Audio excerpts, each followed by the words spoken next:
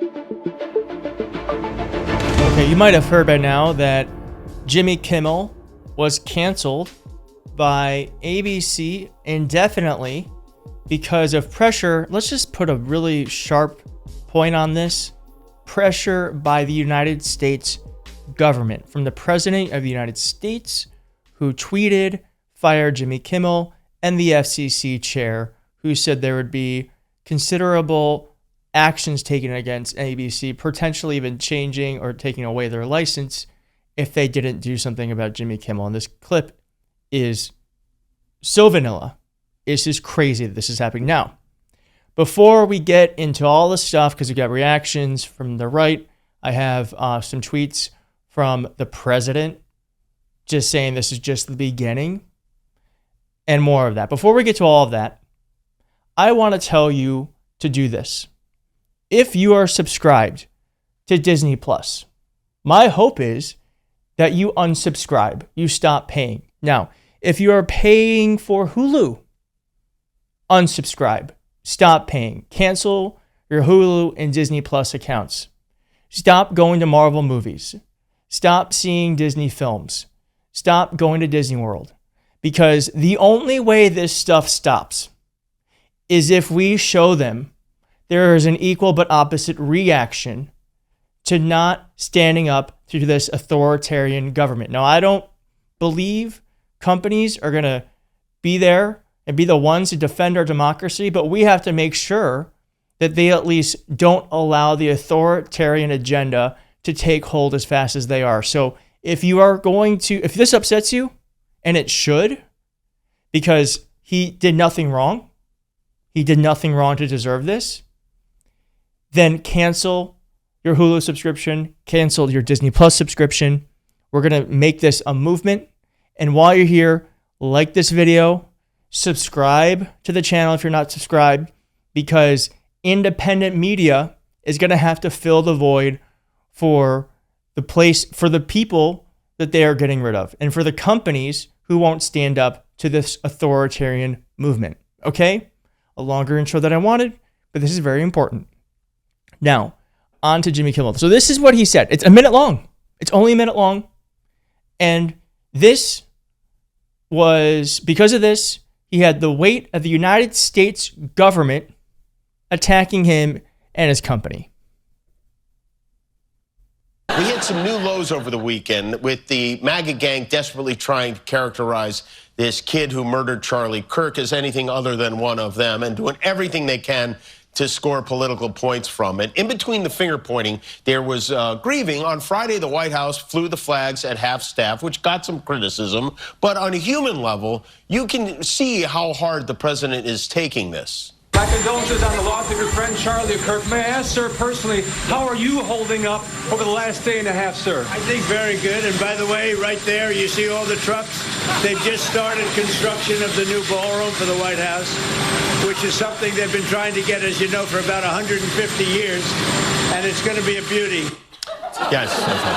He's at the fourth stage of grief, construction. Demolition, construction. This is not how an adult grieves the murder of someone he called a friend. This is how... Now, you might have missed it. It was that beginning part where he said this, that they think this is worth the full weight of the government attacking. Trying to characterize this kid who murdered Charlie Kirk as anything other than one of them, and doing everything they can. Because he assumed at that time that he was one of them.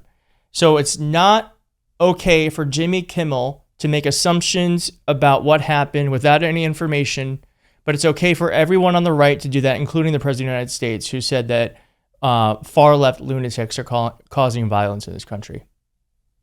That's where we are. So the FCC chair is going to say, and is saying, that this is because that Jimmy Kimmel is canceled because of local companies, local stations demanding it. That's not what's being reported. First, do I have that clip for you? I don't think I do. I think I decided not to pull it up because I was like, I'm not going to fucking show his lies. But we have reporting on this. And the reporting says that this is actually because of pressure from the FCC. As you know, ABC announced on Wednesday that they're going to cancel the late night show because of those comments. Okay, the decision by the network, which is owned by Walt Disney, came hours after chairman of the FCC assailed Mr. Kimmel and suggested that his regulatory agency might take action against ABC because of remarks the host made on his Monday telecast. The network has actually not said why it's happened, but the sequence of events on Wednesday amounted to an extraordinary exertion of political pressure on a major broadcast network by the Trump administration. President Trump, in a social media post, said that this is great news for America. I'm going to show you. It says more than that. And the decision to suspend Jimmy Kimmel Live was made by Robert Iger, Disney's chief executive, and Dana Walden, the company's television chief, according to a person with knowledge of the matter. And then I guess Jimmy was going to say something about it today, but they decided to do this before it could happen. It says that here. Mr. Kimmel had planned to address the backlash to his comments during his Wednesday telecast, according to two people familiar with the program, but Disney's executives made the decision to suspend the show before taping began. The company's board was not involved. Shortly before ABC announced its suspension, Nexstar and those other local stations started to say that they were not going to carry Kimmel's program. That's not why this happened. This happened because the FCC and the Trump administration pressured ABC to do that. And here is the FCC chair making more threats. Yeah, look, I mean, President Trump ran against immense odds. These legacy media outlets threw everything at him, almost every single hoax imaginable, right? Biden is sharp as a tack, burying the Hunter Biden laptop story, the Russia collusion hoax. And most politicians would have just gone along with that narrative or not fought at all. But President Trump punched back. And when he did so, he was standing up for the American people that simply don't trust those outlets anymore. What I'm thinking about this is we just didn't have enough swagger after January 6th. We should have went in there with big balls, no pun intended to Doge, and we should have said, Fox, we're taking away your license for telling election lies. We're taking away the license for anyone who told election lies. We're also going to prosecute anyone who tried to overthrow our government and tried to steal an election, including the former president. And perhaps we wouldn't be in this situation right now. Perhaps we wouldn't be in a situation where the President of the United States is tweeting things like, great news for America. The ratings challenge Jimmy Kimmel show is canceled. Congratulations to ABC for finally having the courage to do what it had to be done. Kimmel has zero talent and worse ratings than even Colbert, if that's possible. That leaves Jimmy and Seth, two total losers on fake news NBC. Their ratings are also horrible due to NBC. So now he's calling for Jimmy Kimmel and Seth Meyers to be taken off the air. Here's how Hannity covered it. Now, the left already, starting with Humpty Dumpty, fake news, CNN, J.B. Pritzker, Gavin Newsom, predictably claiming this is conservative censorship. The MAGA crowd, Donald Trump got Jimmy Kimmel. That is false. I can't find a single prominent conservative voice in the country that even remotely wanted or hoped or was pushing to get Jimmy Kimmel taken off the air. Nobody. It just was simple. People changed the channel. They didn't. The President of the United States tweeted in June or July that they want to get rid of Jimmy Kimmel. Brendan Carr apparently sent a text to Brian Stelter with a celebratory emoji after this news dropped. And just to put a pin on this, here is the statement. Sinclair, a local broadcast company that is conservative and owns way too many local stations in the country. It's a problem that we should have solved when we were in power. Now it's biting us in the ass. This is the important bit from the statement, and I hope you can, if you can't read that, I guess it's kind of, oh, there we go. Okay, maybe you can read that now. There we go.